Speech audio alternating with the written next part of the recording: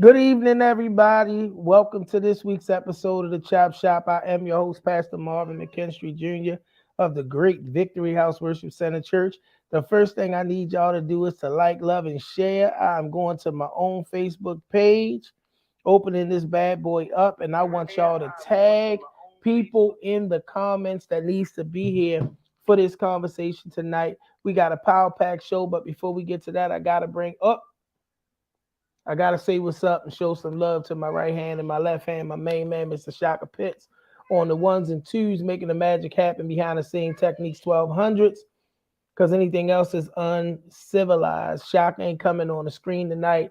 He's working his magic and doing what he do, but he's gonna stay backstage. Y'all lift up a prayer for him. Just come on, tell God to heal him, and we're gonna keep it going. Amen. Amen. With that being said, I want to salute the Black History moment that took place on yesterday. Yesterday, for the first time in the history of the state of Maryland, a statewide office, the highest office in the state, a black man was sworn into. If you like African American or whatever the case may be, I'm cool being black. A black man was sworn in as the 46th governor of the state of Maryland. Um, y'all, listen, this is significant historically because this has never happened before. And he's not the only one. We had him and Anthony Brown, both elected to statewide office. It was a big happening. I'm gonna be honest with y'all. I didn't watch any of the celebrations. I didn't go to the party. My boots still on the ground trying to get work done. But listen, y'all know me. I'm gonna be covering this man in prayer and praying that God give him the right counsel and the right people. Because I'm gonna tell y'all the truth. We made history. Y'all put some hearts in the comments. Y'all had a bang up party last night. Put some hearts in the comments. Now it's time to get to work. Now it's time to get to work.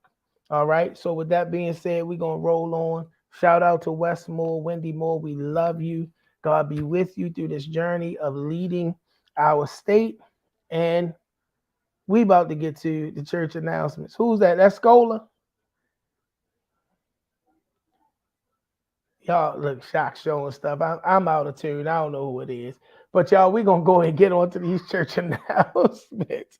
As always, kicking off the church announcements is the Stop the Beef hotline. Why? Because until we see zero murders in the city of Baltimore, we are going to continue to push the Stop the Beef hotline. We need everybody to make sure that you're sharing this information. If you know somebody that's involved in a situation that could lead to violence without any police involvement, we want you to contact the two numbers, that are listed on the screen so that we are able to do intervention. We do intervention at multiple levels. The only way we can get involved, though, is if you get us involved. Push this. The Men of the We Are Us movement are going to come, and we're going to step in, and we're going to try to do what we do, make a difference in this and any and every situation. And walking hand in hand with it is the Baltimore Peace Agreement. That's right, y'all. It's been circling now, I believe, for 3 years. Martin Luther King celebration this past week made 3 years that this thing has been circulating in the community. And literally, we have doubled back to brothers that have signed off on the Baltimore Peace Agreement. And to date, no one that has signed off on peace has found themselves in a situation where they become incarcerated or they become a statistic in Baltimore. So, y'all, we're going to keep pushing the peace agreement. If we haven't already, we are prepared to come to an area near you. All right, all right, all right. The Mayor's Office of Employment Development, the Employ Baltimore show. Today was the first time I hosted it in the new year.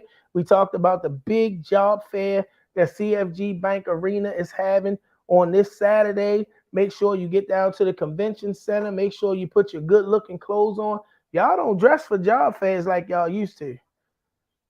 Boy, we got people show up looking like anything, Shot.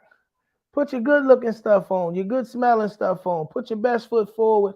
Go down there. They have a whole lot of positions that they're looking to fill. Administrative positions, hospitality positions, security positions. Man, get down there and get that money, man. All right. Sunday worship at Victory House Worship Center in the great Southwest Baltimore. The community where I grew up is now the community where I give back. Make sure you come through Sunday morning at 10 a.m. We are at 1063 West Fayette Street, Baltimore, Maryland, 21223. Come through. Worship, family, community, healing, unity. That's what it's all about, y'all. An empowered and message of empowerment. All right. All right, here's some of the pictures, y'all. Monday. The brothers came out and the mayor allowed us to lead the parade because when they were saying it wasn't going to be a parade, the men of the We Are Us Men's Movement said we were coming down Martin Luther King anyway. So they let us get in the front and lead the parade. And you see me with some of my brothers, Bishop Dr. Kevin Daniels, Pastor Corey Barnes, my man EB. And in this last shot, you're going to see the hundreds of brothers and family members. It wasn't just men this time, y'all. The hundreds of beautiful black people that walked with the men of the We Are Us Men's Movement in the parade. Y'all, listen, it was a happening and it was much needed. I'm grateful that our mayor stood up and said that, hey, we got to have a parade to celebrate the legacy of the great Dr. Martin Luther King. The people came out and it was a beautiful sight to see. All right. With all of that being said, now it's time to get to the show. If you have not already, I need you to like, love, and share this broadcast. And I need you to even tag people in the broadcast that you think should be here with us tonight because we're going to be talking with two powerful leaders in the city of Baltimore. The first one is the director of policy for the Leaders of a Beautiful Struggle. And y'all know he is probably not in Baltimore with us tonight because if Annapolis is hot, he's there advocating for the city of Baltimore and for black people at large. He's one of my favorite guys. He's a national contributor to some national platforms like Roland Martin, but he always finds time to come through here because he know we want to make sure it's important that Baltimore knows what's happening in Annapolis. I'm talking about the one and only director of policy for Leaders of a Beautiful Struggle, Mr. Dayvon Love. What's up, Dave? Hey man, good to see you, bro. Always a pleasure, man. I'm excited to talk to you. I've been thinking about it all week because, last year was kind of a time when we were looking at some things that had some historic implications. And you came on and Ray came on to help us understand that the deployment of a lot of what was those new things was going to come out over some time. But this year, aside from this education bill from one of our friends and your mentor, I mean, not education bill, this violent crime bill for youth, we don't really have that hot button topic in Baltimore that's kind of at the center of this session. So it was important for me to get you on here and get you on early so the people of Baltimore know what things we should be looking at, especially with this shifting in leadership in Annapolis. Tell the people a little bit about you and Leaders of a Beautiful Struggle. So we well, first always love to be on this show. For us the power comes from the community, you know what I'm saying? And so Leaders of Beautiful Struggle, grassroots think tank, revolutionary Pan-African nationalists is our perspective. About black people practicing freedom and sovereignty, you know what I'm saying, practicing self-determination. We're not the problem, we're the solution to our own problems. You know what I mean? And so that's really the basis of how we operate. And a lot of our work focuses on policy. So that's a lane that we've decided to occupy that, I think in a lot of contexts gets ignored. Being in that kind of legislative space, we're looking at like how the rules are made for how the society is governed, because that's essentially what policy is about, is being able to impact the rules that are made in terms of how society is governed and be able to impact the distribution of resources. One of the things that I tell when I do trainings about what it means for black people to exercise power, you either doing one of three things. You either impacting policy, either impacting the distribution of resources, or you're building an independent institution. Right. So those are the ways in which if you're engaged in challenging the status quo and building power and practicing power, those are the three. And so the policy lane is the place where, we kind of focus our work in general. That is a very understated lane, and it's why I always reach out to you because, again, without having a George Floyd or Freddie Gray or a hot button topic surrounding a particular situation or circumstance, session is kind of opened up a little quiet as it pertains to the citizens of Baltimore. Give us some insights into some of the things that are on the table, though they're not all over the news, that Baltimoreans should be looking out for. So as you mentioned, we have a new governor, first black governor in the state's history. But what's more important from the policy perspective is that he's a resident of Baltimore. He's someone who has a good relationship with Baltimore. That's important because, Larry Hogan for the past 8 years, given his base, the messaging that base feeds off of is the kind of demonization of Baltimore, right? That's kind of the basis for how they relate to it. That, again, gets his basics. Hogan's, the former governor's base excited. So now we have a governor that has a relationship with Baltimore. It presents a bunch of opportunities, particularly when it comes, and the most important function of the governor is setting the budget. And that's something that often gets overlooked, but it's really the most important thing. We're talking about $35 billion that the governor has to allocate every year. And so, we have an opportunity to be able to be more involved in the decision as to how those resources are allocated. One additional technical thing that's also important, it's technical, but I think important. The Maryland Constitution was changed by referendum a few years ago. It used to be that when the governor proposes the budget, that a delegate or a senator, they could only propose, that the legislature could only propose cuts to the budget. Well, now there's a new, the charter had, or the Constitution rather, has been changed such that now the legislature can add line items. They can cut and add line items. That's going to present a new dynamic in Annapolis, because the governor now has to do more wrangling and more negotiation with the legislature, given that they can, and they have a veto-proof majority, right? So the legislature has more leverage in the process of how the budget is ultimately constructed in ways that previously wasn't the case in prior administration. So this is actually the first year where that new change is present. One of the things that I want to eventually talk more about, but is relevant to the budgeting question, when you think about like investments in particular things in Baltimore, like one of the things that we're going to work on during this session, and this isn't legislative per se, but getting more access to state dollars to, the brothers and sisters at We Are Us, like really trying to get more state funding directly to the folks on the ground that's really doing the work. Again, with Hogan in office, that just was a lot harder, right? There was really no basis for being involved in that process in terms of allocation of resources. But with, Governor Moore being there, being a Democrat, being someone friendlier to Baltimore, there's more ability to press him on that. And so on any issue where allocation of resources is an issue, Baltimore is positioned better in that regard. In terms of legislative things for folks to look out for. Before you go to the legislative things, I want to get your personal opinion. Is it your expectation that, on that opinion, your perspective, is it your expectation that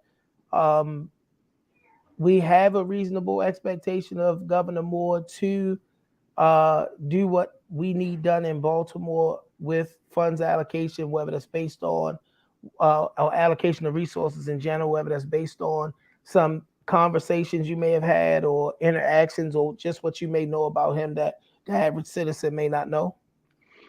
I mean, I expect the relationships that got him elected, many of them emerged from Baltimore and networks in Baltimore. So at the very least, Baltimore will see much more favor from the executive than they did from Larry Hogan. Now, doing better than Larry Hogan in that regard isn't hard, right? And so I think, and this goes to something that I've said on your show before when he won the nomination, which is that we have to be willing as a community to hold him accountable. I remember, I was young when Barack Obama was elected president, and I remember thinking to myself when he won, everybody else was celebrating, but I remember thinking like, damn, it's going to be really hard to get people to understand, like the system don't change because there's one black man here, and I get the celebrations are great. And so I felt similarly yesterday. I actually went to the ball yesterday, and it's nice, it's nice, and people deserve to feel good. But I just get real concerned that we have to ensure that he's one person in a large institution that has a history, that has a bunch of other things around it. And it's going to be very important that if we want to make sure that we get more than just a little bit better than Hogan, then we're going to have to really press. And I've learned at this stage of my life, my leadership, my walk with Christ, to kind of hold my peace on some of those things. But that's kind of where I am. I'm not gonna lie, Dayvon. And a lot of it has a lot to do with the Obama administration. Like, okay, we made history. I'm good with that. Y'all had a bang up party last night. I'm good with Mm-hmm. that. Now what? Mm-hmm. And it's not um to have some unreasonable either expectation or foot to the fire. I know that there were people that were upset with people like Michael Eric Dyson and others who were critical of Barack Obama because he was a black man, and saying that they weren't critical of other administrations. But who should hold us accountable besides us? Mm-hmm. That's right. That's right. And in many, and I'm sure Governor Moore knows this. You know, a lot of black people in Baltimore, like when you think about Baltimore as a city and all the contribution it makes to the culture and the fourth floor of the state of Maryland, you know what I'm saying? He himself and his ascendancy to the governor's mansion, Baltimore was a big part of that. You know what I'm saying? And so it can't be a thing where we're afraid to say, yeah, well, this is what we expect. I think we have, just as we would do with anybody else, be able to go to the administration, right? Because I think sometimes we got to take it out of like the individual person. We got to be I, able to go and say, like, we are the reason why you are viable here, and have the negotiation and conversation from that vantage point, as opposed to like what I think people have been socialized to do, which is please do it. You know what I mean? and I want to talk about policy, but I got to talk about this while we're here, because even the culture concerning local administration as it pertains to our people, and institutions that attempt some measure of accountability. Like, we have a mind frame that is more interested in protecting black leaders than holding them accountable. We can look at the school board, we can look at local city government, and now the same mentality being in the state house. What do you think it is that fuels that thought process or that way or approach to people, as opposed to, okay, you here now, these are the things we need you to hold up to? Yeah, see, for me, there's a few things that got to be parsed out. Like there's certain things that got to be separated out. So, for instance, like I'm clear that for the most part, and of course there are a handful of exceptions, but for the most part, black elected officials are sharecroppers of white corporate and political power. Right? Many of them get to where they got because they know what networks they got to be in to get the resources they need, to get the platform they need to be a viable candidate. None of that has anything to do with black people, right? And so one of the challenges is that as a community, we don't have the independent electoral infrastructure to produce our own candidates for office. So when I look at many of the folks that are in public office now, they don't work for us. So I don't treat them like they work for us, right? What I do is we got to make it hurt for them to not do what we need to do, right? And to the extent that we can make it hurt and make it so that they do what we need them to do, that's the relate. Even people I'm friendly with, they're clear that that is the perspective we take. We're gonna make it hurt till you got to do what it is that we need you to do.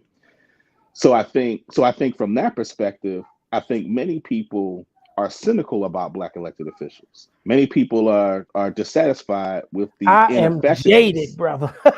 Absolutely, because When it comes to that, I'm damaged goods. And thank God for wisdom and holding my peace and knowing the proper spaces to have those conversations. Because to me, my expectation, and then yesterday, the responsiveness to the celebrity parade, like, okay, cool, if that's what you into, because I'm serious. I gave zero energy and attention to any of it, you hmm know. And again, it's because for me, I'm not saying for anybody else, I walk through the pain daily. hmm I'm involved in the pain daily. I'm dealing with the people who are at the pinnacle of struggle every day. So I ain't hmm impressed with Oprah coming. I ain't mad. right, Y'all right, don't label me the right, angry show host or not my, but I'm not okay, Oprah came. I don't care about that. right, right. I care about when the rubber meets the road, and you talked about what we need to talk about, the resources. getting to where they need to get to in order Mm-hmm. for us to be able to see the kind of change that we desire to see here in Baltimore. When you talked about the resources, are you talking about straight from the governor's mansion to the right folks to do the work, or is that still That's going right. to have to come through the city? So it doesn't have to come through the city. One of the biggest problems that we have, and again, it's one of those technical things, but it's tremendously important, is having Black-led intermediary institutions that can take large amounts of public dollars and get it to the ground. Part of the problem we have is that we don't have those containers. Some refer to them as like fiscal agents or fiscal sponsors, right? Some you may or CDCs even, right? But some kind of vehicle that can take those large amounts of public dollars. Because what happens is that there are a bunch of entities that are able to get access to those dollars that aren't our community, Well, I right? remember going to war a few years ago when it came down to the youth fund, and Adam vehemently advocating against Strong City Hmm. being the fiscal sponsor agent. And now we see where Strong City is in the sense of the news and all of those kinds of things. But the thing that got me about that is how many Black people were upset with Adam because Hmm. Adam was going after Strong That's right. City. That's right. That's right. And now That's look. right, right. It's here's the thing with that, right? And I think that's a good example because of the condition that Black people are in. Like I like to use the framework of like being a colony, right, of this empire. And part of the way colonialism works is that when you're dependent on your oppressor for the things you need to survive, it becomes a mechanism of control to curb the ability to resist. And so with the strong city piece, you had a lot of folks who were dependent on strong city to get access to those resources. And so that is a way that resistance to the status quo is able to be curbed. It's similar to one of the things that Hubert Henry Harrison said in Negro in the Nation in 1919. The difference between chattel slavery, like pre-Civil War, post-Civil War. Pre-Civil War is chattel slavery enforced by brute force. Post-Civil War is wage slavery enforced by starvation. And it's that starvation piece. That's the way the legacy of the plantation persists today, is the ability to use starvation as a mechanism of control, right? And so that's why I mentioned the importance of those Black-led community-based intermediary entities that can take those large sums of public dollars, because this is going to be one of the challenges. Like when we talk to Westmore's administration, one of the things that we may run up against is folks saying, well, how are we going to get them the money? Now, there are ways to do it, and we're prepared to respond effectively so that the monies can get where it has to go. But there are legitimate challenges in getting money to grassroots organizations because public dollars are tremendously difficult to manage. There are a whole lot more red tape when it comes to accessing public dollars, but it's Black people's greatest access to capital, right? We just don't have the level of wealth, right, that white folks have access to. So public dollars in many respects is our greatest access to the capital we need. And we taxpayers, there are a bunch of companies that do business with the city, the state, that are benefiting from our tax dollars. So we should get the return on our investment as people who live here. So in our interactions with the administration, again, one of the big things we're going to be focusing on is trying to get those dollars to We Are Us. And it's a shame. I mean, one thing I want to say real quick just about this is because I know you and many of the brothers that are part of that, y'all expertise gets used by all these other organizations that are getting access to all this funding, but the folks who are really on the ground continue to get, pennies. So You know let what I me give mean? you back what you said too, because you talked about one of the areas, and y'all, we gonna have a policy conversation with Dayvon probably on the end of session maybe, because we got to go with this. This is important. What is prohibiting the building of the institutions for the Black community to be able to become that political power, to have that leverage? Because I even looked at Martin Luther King Day and how many Black brothers and sisters was out there wearing their Greek letters and colors, right? Like we literally feed into these organizations and these institutions, but we have no institution where we can, and I watched a bunch of preacher friends of mine. I love them. I ain't mad at nobody, but they connect with an organization like Build because they feel like Build has the power and the strength. Our dollars got to go through organizations like Strong City.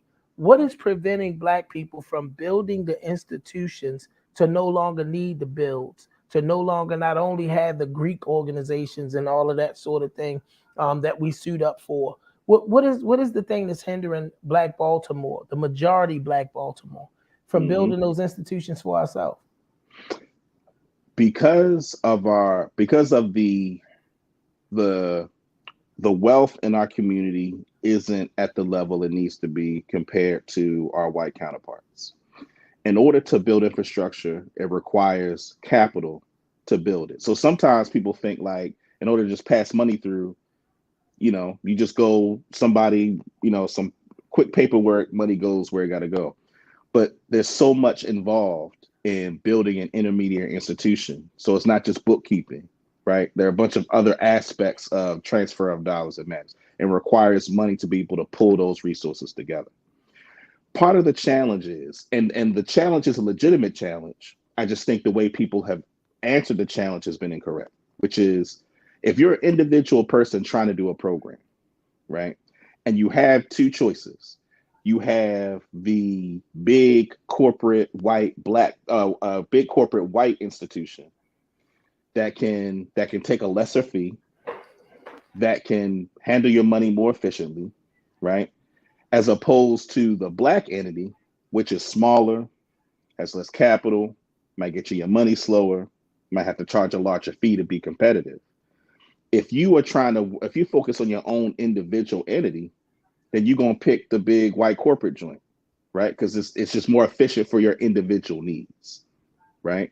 And so what happens is that many of us get caught in a situation where we have short-term needs that we need addressed, and the big corporate white entities are best positioned to meet those needs.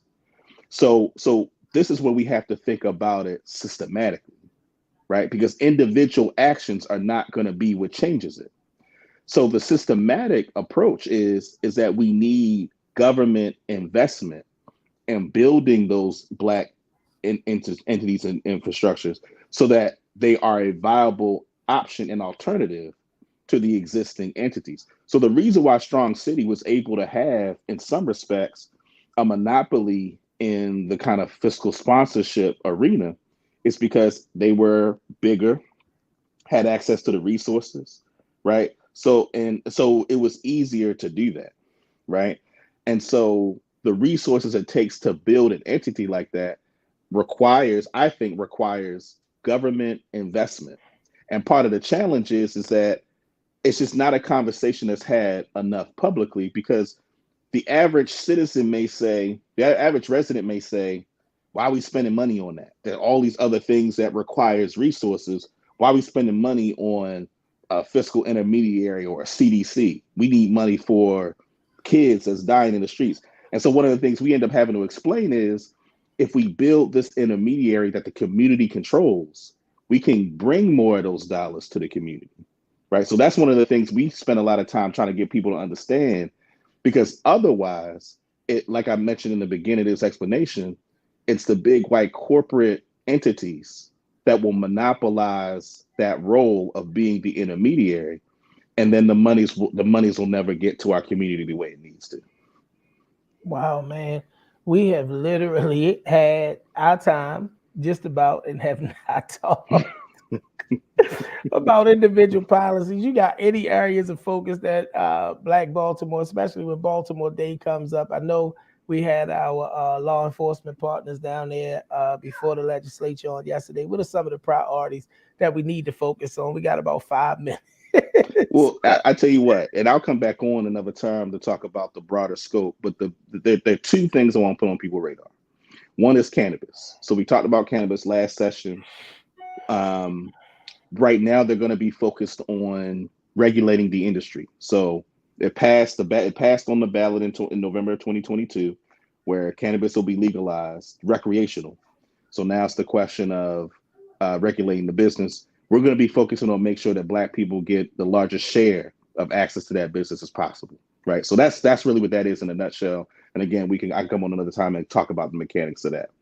The second thing that I want to mention, and this is an outgrowth of the cannabis piece, is that one of the things we got past last session was the establishment of the Community Repair and Reinvestment Fund. So this was on the bill that had to do with the cannabis legalization. And what that bill did was that 30% of the revenues from recreational cannabis is going to go into this fund. Each jurisdiction will get a percentage of the fund. That percentage will be determined based on that jurisdiction's contribution to cannabis related arrest over the last 20 years. So what that will basically do is the jurisdictions where cannabis enforcement was the highest will get the largest proportion. Baltimore City, Prince George's Call it County. what it is, man. That's Reparations. there it is. There That it word they is. don't like for us to use. There it Reparations. is. And so each jurisdiction, the way it works is each jurisdiction has to pass a law that will determine how those resources are spent. So that passed, and we're currently working with the city council president's office and Councilman Burnett on Baltimore's version of it, which will be a reparations bill, right? So we're going to establish a reparations commission where the monies that come back from recreational cannabis, those monies will be will be allocated, and the commission will be focused on having people who have a rigorous body of knowledge or rigorous background of work, either on reparations or the war on drugs, right? To ensure that the right people are there to be able to invest those resources where they need to go. So we expect that bill to be, that's a city council bill. So that's not Annapolis. That's going to be in the Baltimore City Council. We expect that to be introduced in February. And so we're going to really want to make sure we have community support. It's going to be pretty historic to be able to establish this reparations commission and to actually have a revenue stream with substantial money, just to give people a sense of how much money we're potentially talking. There was a report that came out recently that said that in the first 2 years of Maryland's recreational cannabis industry, they're looking at a potential of $1 billion, right? $1 billion. So if we take $1 billion and we talk about the potential tax revenue from that, we're talking, and the fund that we're described, the fund of the Community Repair and Reinvestment Fund, this is every year. So this is like a one-time set of money. This is every year in perpetuity that these resources would come back to this commission that we're trying to establish. So we're going to really need the community support and the local city council in making sure that the bill is going to pass. It'll likely be, because it's a legislative requirement of the bill that passed in 22, it'll likely go through the Legislative Oversight and Rules Committee, which is chaired by Yitzi Scheifler of the 5th District. God. So we may have some fun with that. I'll put it that way. So we're gonna need the community. That's a hearing I think I'm gonna make sure I show up to. Absolutely. Yeah. So we're gonna need the community support. Yeah, I don't know what he would do, because I don't know if Upper Park Heights is ready to have a cannabis store up there. But if it's gonna be $1 billion in taxable revenue, Yitzi may try to get it up there. Thank you, man, for being with us as always, man. You bring great insights. We definitely gonna have you back. I'm gonna shoot you a date in February, right after we get off the air tonight, man, because we just gotta keep your voice present and fresh before the people. In that conversation, I really would like to unpack just the impact of that industry. And listen, preachers and pastors, we cannot be afraid of this conversation. It's going to be recreational. It's going to be legalized. And your theology has got to be sound concerning the business aspect of it and the use of it. So go and get to studying and land before the Lord. Because I can see some of y'all now. I can see you now struggling with it. But we're going to need to have some real insight. So, man, we're going to bring you back just to unpack that and to look at that bill. Because when did you say it was coming? Late February? I mean, it's going to happen throughout session, but I'll come back in February when the bill is dropped, so that we can talk about it. Awesome, Dayvon. Thank you for being with us as always, man. I'm excited to have that conversation. Can't wait to get you back on with us. And thank you for constantly being a contributor, man. You never tell us no. Yes, sir. Yes, sir. All right, bro. You take care. All right, thank you. A shot. They gonna have to give the Bible says give an answer. Woo, y'all don't think I don't love Jesus, don't think I ain't saved, but I'm trying to tell you, I pastor a church in the time when weed gonna be legal. I get on my face because I want to be clear what God says and got to say about all of it, the business and all of that. Amen. Y'all know y'all went after Jamal. Like my man Brian Martin, who watching with us tonight, say the Jamal, y'all went after Jamal, but Jamal called you tomorrow. You gonna fly to Atlanta and try to preach that gig. We've got to be able to give an answer, and I got the answer man coming on next. This great man of God is a big brother and mentor of mine. I mean, I really call him concerning specific things to do with kingdom because I like his integrity and I like the fact that he is just a person that is rooted in the purpose that God has given to him. He's and at this stage of my walk, I don't care how cool, how charismatic, how none of that stuff you are. I care that you're an integral person. And I've been able, this man's yay has been yay, his nay has been nay. And he's just an awesome big brother and friend of mine. He sent me this bio. I don't know if he thought he was coming to preach or what was sending me the bio, but we're gonna bring to the stage Bishop, newly consecrated, jointly consecrated, the Bishop of Kingdom Life Church Apostolic. My Not yet. friend and my brother, not yet. Oh, they. I should know it wasn't yet because I wouldn't miss that for the world, Bishop. I don't go to all that stuff because I don't like putting that stuff on. But I will not miss yours for the world. Thank you for being with us, Bishop. I'm glad to be here. Thank you for having me.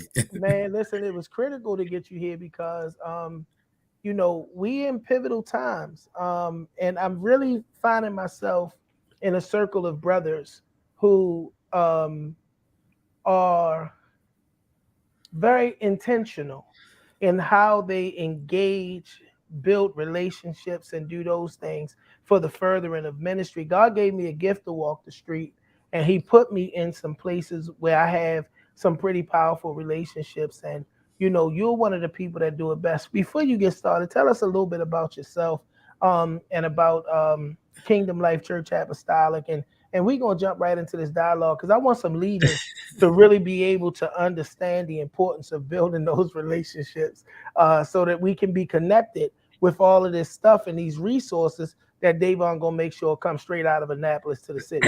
And, well, first, I want to thank you for having me. It's always an honor. It's an honor and a privilege for anybody to be invited on a platform and such as yours, because we don't know what we're going to be stretching. And I thank God for you because you're stretching us. Oh, you're stretching me. To have those conversations that we need to have. And my God, and I've known the name of the leaders of the beautiful struggle and did not know who Brother Love was, but I would definitely love to connect with that brother. I work right in Annapolis. I work right down the street from all the legislators. And so I would love to be able to connect with that brother. I'm gonna Um, make sure it happens. yes, I've seen some of the work that they have done, and definitely I would love to be a part of that. I'm gonna make sure that it happens. Bishop, when I reached out to you and I told you what I wanted you to come on and talk about, you said, well, man, it's just relationship building. But I believe that there are some people that don't understand the significance of these relationships. Having the right itinerary as a preacher um, can be important to some preachers, right?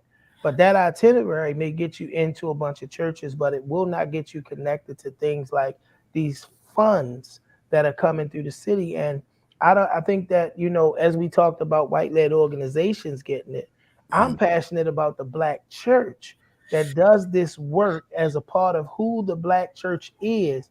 When I was on Dr. K's show on Martin Luther King's birthday, I said, we've got to remember that that was Reverend Dr. Martin Luther King. absolutely. We forget that that man was a pastor. Absolutely. Yep. So I guess I'm go ahead and just start. My name is Pastor John Watts. I'm senior pastor of Kingdom Life Church Apostolic 504 Annabelle Avenue in the wonderful city of Baltimore.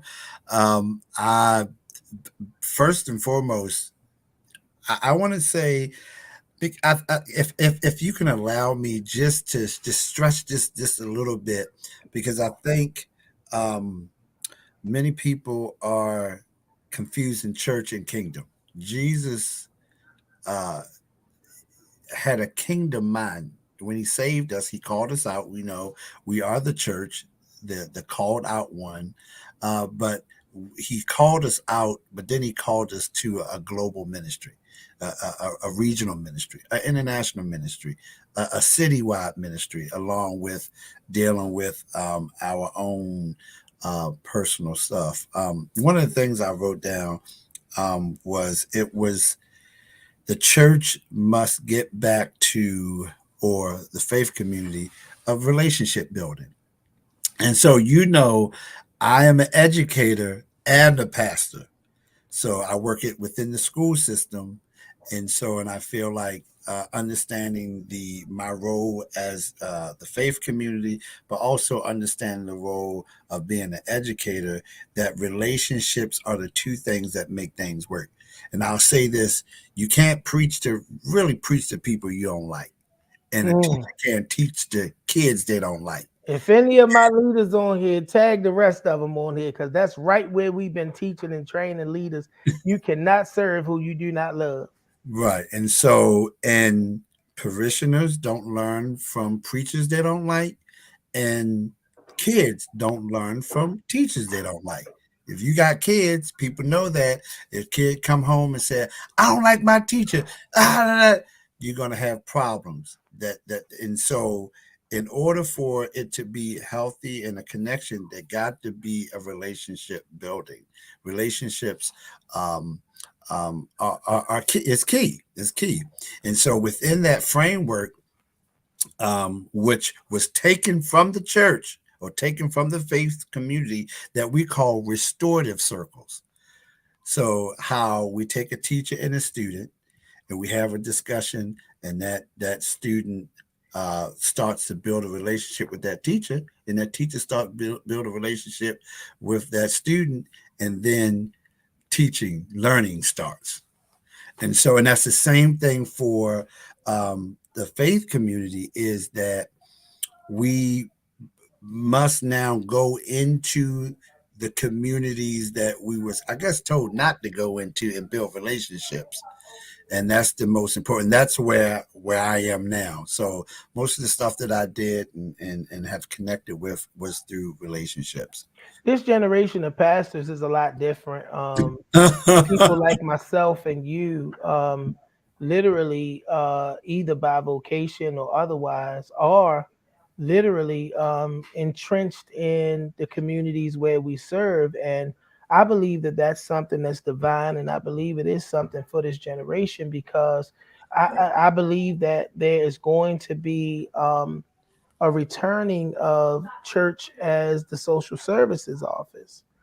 We are seeing through our work in We Are Us, or even some of the work that I just get to do as Pastor Marvin, elected officials are reaching out to leaders who they know are passionate, because they can no longer not be connected to the communities that we've built churches in, that we've built relationships in.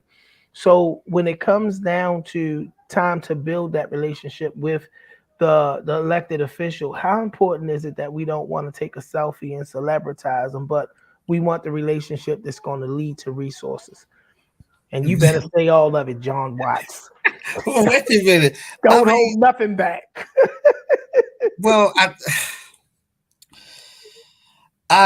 you said a whole lot, let me just share this with you. I've been preaching since I'm 51 years old. I started preaching when I was 15. I got saved when I was 12. Got filled with the Holy Ghost when I was about 14. And then I started preaching that year later. Started moving me in, and been preaching ever since. And so I've been pastoring over I think it's 17 years, but I was assistant pastor for a longer than that. So it's been about almost 30 years total that I've been in ministry. So I'm saying there's a difference between adaptability and conformity. And I think in this generation of new preachers, they conform more than adapt. I am who I am the way God made me. I'm a holiness preacher. I'm a sanctified preacher. Won't stop being who I am, but I know how to go into systems because Jesus even went into systems and never changed who he was. You understand? And I think my brothers and sisters of the faith community, of some, believe that in order um, to do the work, they have to conform. You don't have to conform. You just have to adapt. I would love to be in a meeting, and I'm not avoiding avoiding your, No, this is good. you Listen, know, that adaptability versus conformity piece would be a whole show. Like that. Listen, you go with God leading you. and adaptability is the quality of being able to adjust, to become flexible. I never stop. And that's why I think through prayer, I was able to connect with different cultures, different groups, because I understand the word interdependency, which is a word that we must understand, that I don't care what system is out there, the faith community must know that it has the answers.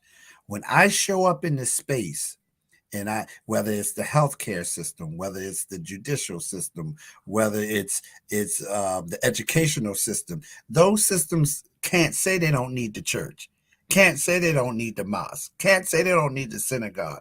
It is important. We, the faith community, is the moral compass of all systems. And if we are not engaged in as the lead, the voice, then all the other systems go out of whack. So getting back to my point, it is important that, first of all, we stop perfecting our performance and start perfecting our character. I mean, we want to look good, want to act like we're good, but then we're not good. Mm. And um, so I just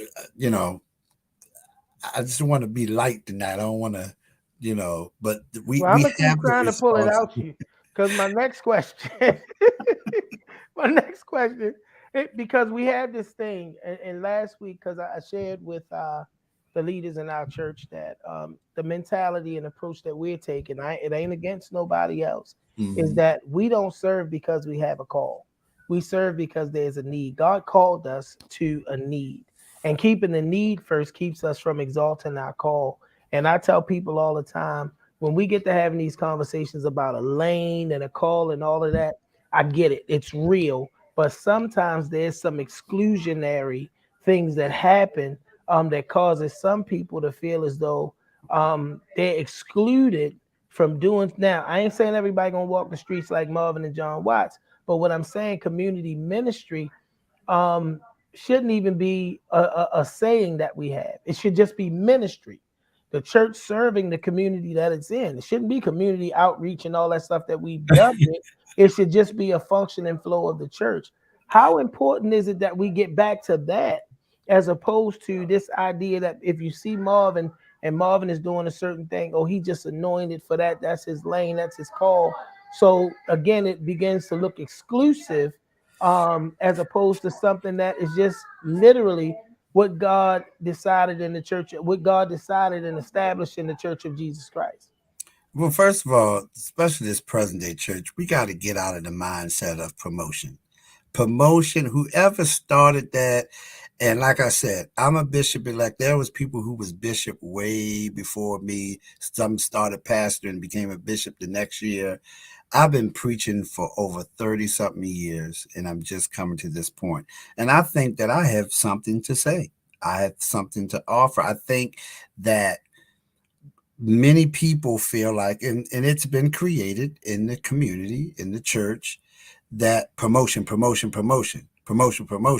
So nobody feels like they have to serve. They just have to study, go to the MIT class, and I get the minister paper. Then I take another class. Then I'm an elder. Then I can take another class. It's all about promotion and not service. And so, I heard somebody say, in order for you to go up, you got to serve up. And that's the part that we no longer do or feel is necessary, or that's beneath us. The ministry of Jesus of serving the poor, serving the lost, being the mouthpiece. Look at Jesus, the woman that was caught in adultery. That's just wasn't a religious thing. That was a whole political movement. That was a whole, injustice, and you look at Jesus now standing there in front of all of her accusers and say, I know what this woman did, but then I know what you all do too. The church and the faith community has that power to bring and share light to a crooked system.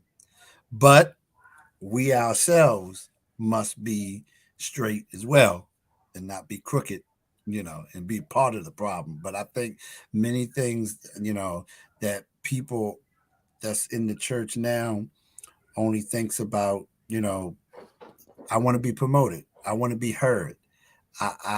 Who's gonna be the, and this is not to cast disparaging on anybody, who's gonna be the next Jake's? Jake's retiring, so who's gonna take his place? And so you got this whole church platform of who's gonna be the next what, who's gonna be on social media, who's the next social influencer, that's gonna do instead of looking where we are. And I got to say this, if you allow me to say this. Come on now, it's coming, y'all. It's coming. The pandemic changed my whole mentality of what church was and what the kingdom of God.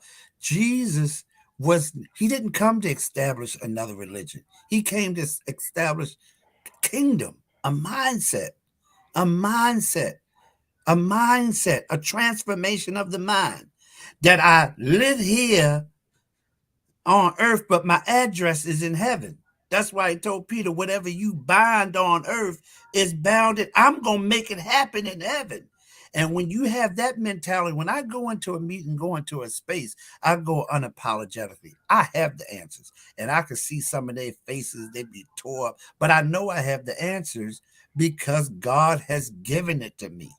And just like what Paul said in Corinthians, I have not seen nor ear heard, neither has it entered in the heart of men things that God has prepared for those that love him.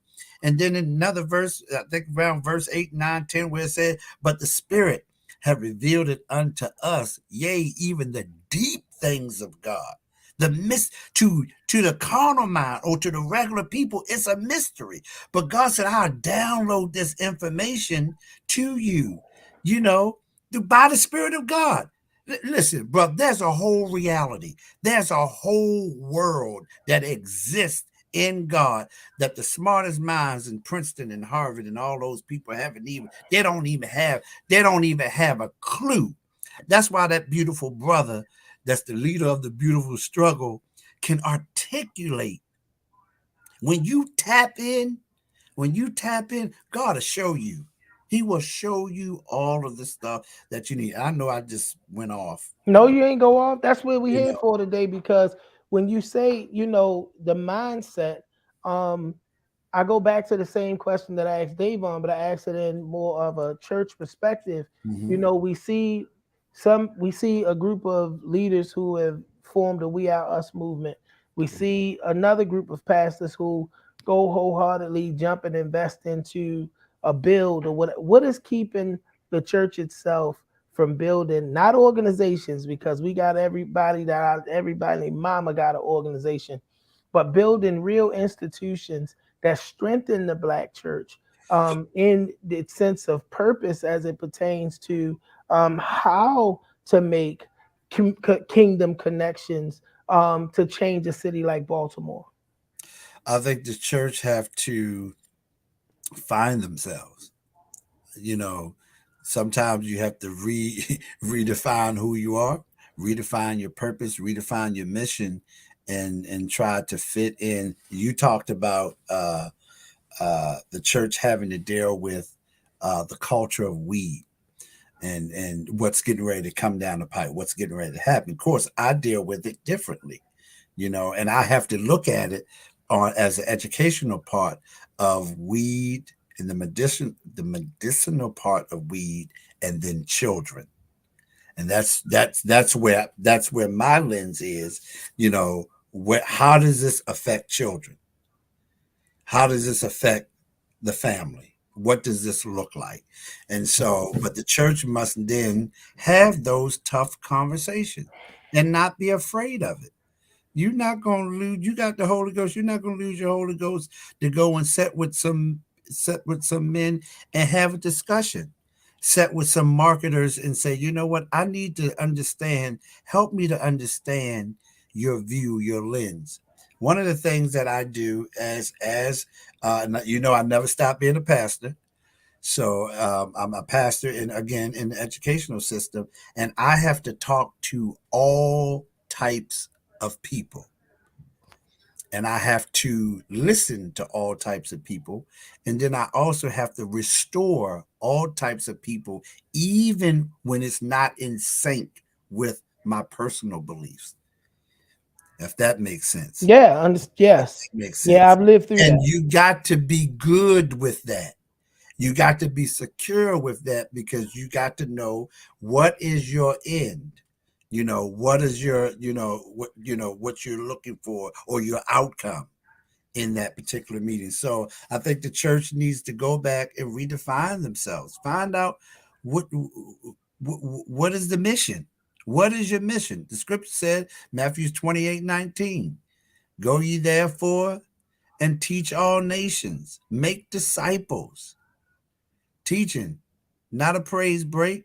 They're wonderful, not who can shake the mic, but teaching, instructing, changing lives, giving. And right now we're at a very critical point, because we got several movements that are going on about traditional Christianity and where we are now.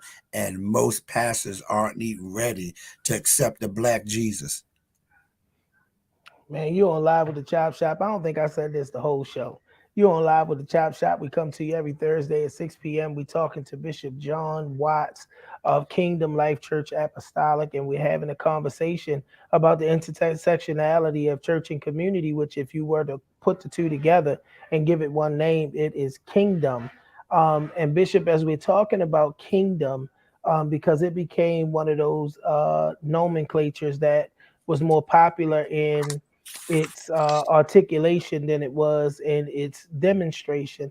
And I'm not going to try to sit here and tell nobody that as a pastor, I willfully and deliberately walked into the space that I'm in, whether it's the work I do in the community, the calls from City Hall, and all of those various places that God has blessed me to be able to be. God did that. God set that up. I didn't even realize that it was a thing until I came out and somebody else told me, man, you doing all this and doing all that.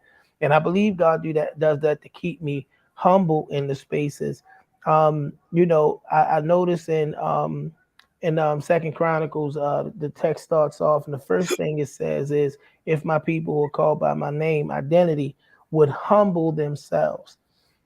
How difficult is the personality um, culture that the church is today?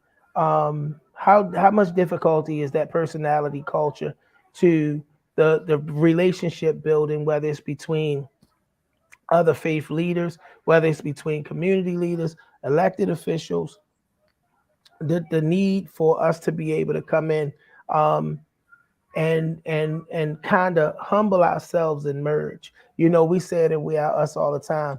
No, I mean my, but we are us. How much difficulty does that present if that's a space that a leader wants to function in, that they can't they be able to humble themselves to gain access? One of the things I had, and if I can speak personally, You can. I heard that one of the brothers said that he was struggling with religion, which kept him from connecting with a group of Muslims, group of the nation. And for years, that has been the case. Religion has played a very tricky part in our lives for us, especially as the church, to not connect with another person and call them our brother. Jesus said, my father and mother is those are the ones who do the will of God. And so um, I prayed and asked the Lord, and this was before the pandemic. I prayed and asked God. I said, God, I need to reach the community. I need to reach the community. I need to make those connections. And through prayer, through Pastor Burton, I think I saw something on Facebook and I said, how come you never invited me? He said, well, man, come on and come. And when I got there, I fell in love with all of the brothers. And I saw the work that they was doing. And I saw that it was kingdom work, but it came with love. It was love. I saw love active in the middle of the ghetto. I saw people standing at the door responding to love. I saw the people in the community responding to love. One of the humbling things is that we as pastors got to stop looking for a platform and be okay with living in obscurity and hiddenness. You might not supposed to be the one that's out there on the platform of the next one, but being good where you are and working at where you are, and then working with the people in whatever space that is, if that makes sense, wherever space, and being as somebody said, and being cool with it, you know.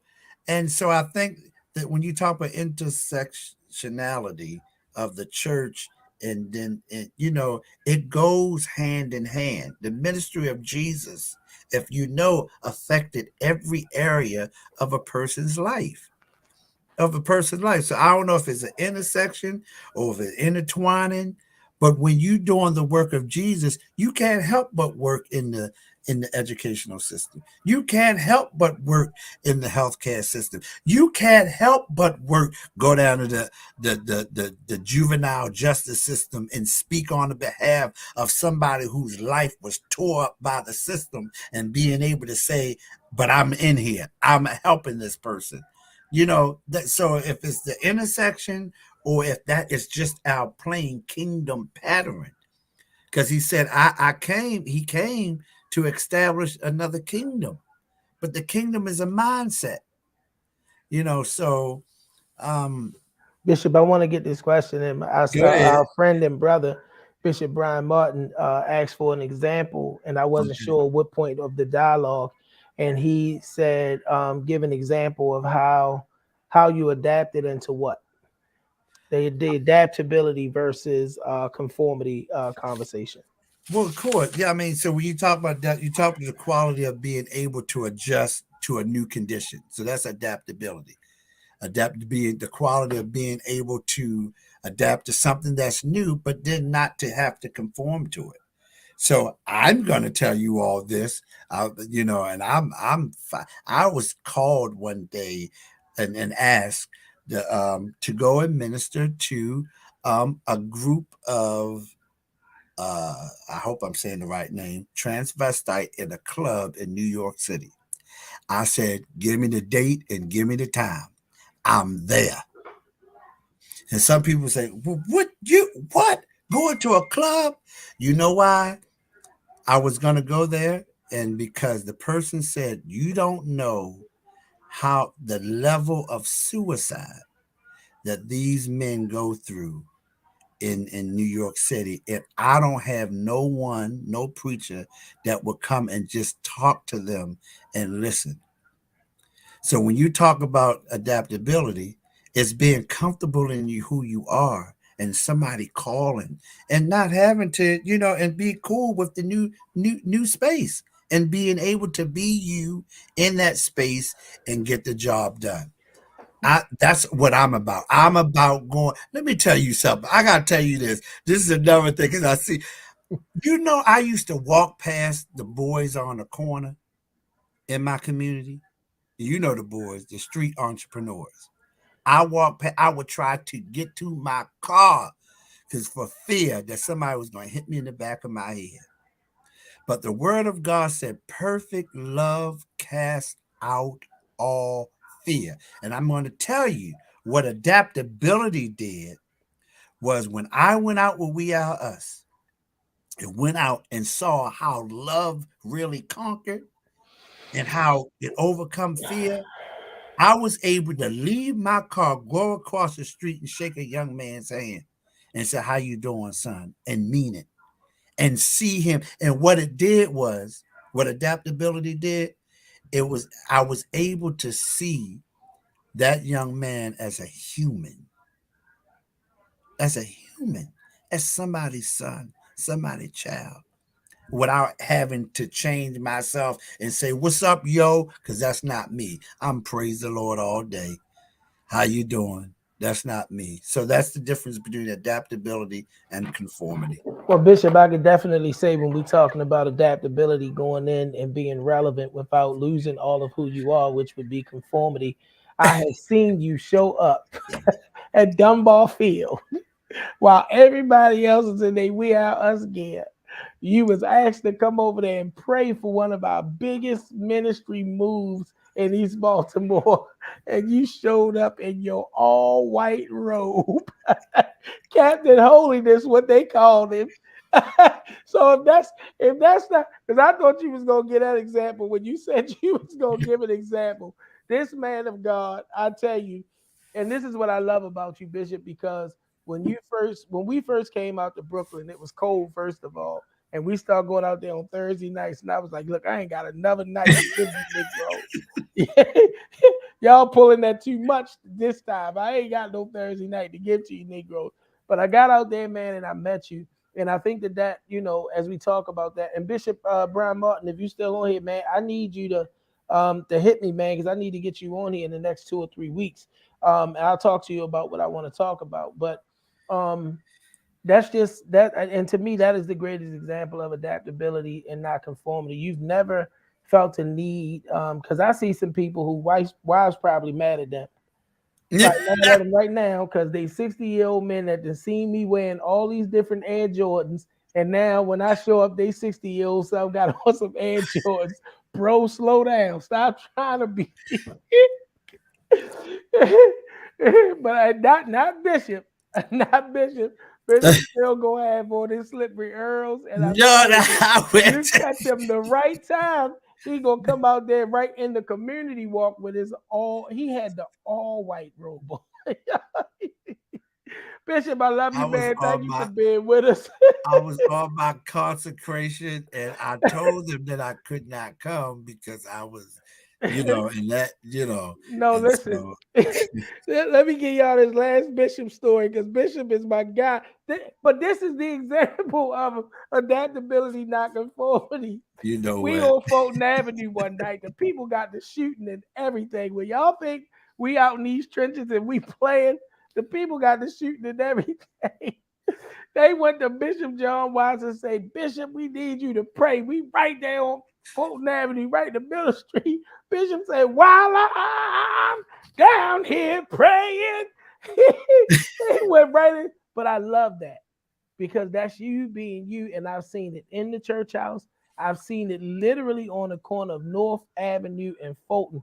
And I'm telling you, when I say the cars roll by, they got the shooting. People trying to protect me. I'm the only one with a gun. You remember that, Bishop? Yes, the Muslim brothers trying to protect me. We got you, Pastor. Listen, I'm better than y'all right now. Y'all do y'all security thing, but I'm locked and loaded. Bishop, thank you for being with us tonight. Yes. I really appreciate you, man. You always come through and you just be you, and that's what's important to me. We also want to thank Mr. Dayvon Love for being with us tonight. Dayvon is always a wealth of information and knowledge, especially keeping us informed. Let me tell y'all the truth, man. Dayvon does the work, and then he comes back and he gives us the information that we have the palate for, because the large amount of research, study, and information, I don't have the time, nor do I have the know-how to do it the way that he does it, but he brings it back in the simplest form and say, hey, this is what we need to have our focus on. So we thank him and Leaders of a Beautiful Struggle again. Bishop John D. Watts, my friend, my brother, one of my mentors, one of the few people that's allowed to speak in my life and pray over my life, y'all. everybody in a robe ain't preaching, speaking, or praying over Marvin. I'm a little different. I come from something different. You know what I mean? I don't call everybody. When you hear me say Brian Martin and say bro, I don't call everybody bro. Amen. I'm not one of them. So I love you, Bishop, and I thank God for you as always. I thank God for my right hand and my left hand. Mr. Shaka Pitts on the ones and twos. He do what he do. He make it so I could just sit down and talk. And more than anything, I thank God for each and every one of you. I always say, if a tree falls in the woods and nobody's around to hear it, doesn't make a sound. Of course it does. It just was nobody there to hear it. But our listening audience and viewing audience continues to show up week after week and make sure that you're here to hear the good content, not sexy, but solid content that's benefiting you both in the community and in the kingdom, because that's the intersection that is my life. It's my passion to make sure that the community and the kingdom collide and that it produces God's purpose in people. As always, listen, I need y'all to be with me next week. Next week, we have newly announced 6th Council District candidate, who is Mr. Parkites. Mr. Will J. Hanna is going to be with us on next week. And we're going to have the mayor of Parkites, Bishop Kevia Elliott, y'all. We ain't playing. It's going to be a whole 21215. We need to get Bunky Jr. to come on and do the strut, because it's going to be a night of Parkites. I need y'all to make sure y'all come on. These brothers are all things Parkites, but they're men that have a strong conviction about the city of Baltimore and about change. And the Northwest District is one of those districts that's just being hammered and impacted. And we're going to hear about some of the good things that are happening and what we need to see happen in order to produce the kind of change that we need to see. As always, trust God. Trust in the Lord with all your heart and lean not to your own understanding. In all your ways acknowledge him, and he will direct your path. Be the change you want to see. Wherever you are, if there's a problem, it's not for you to move and roll out from it. I'm a Baltimore City resident. I work for the city of Baltimore, and I pastor the church in West Baltimore because I insist on being what somebody needs to see to know that change is possible. And above and beyond everything else, don't settle in where you are. Remember, you can always be more. We love you, Baltimore.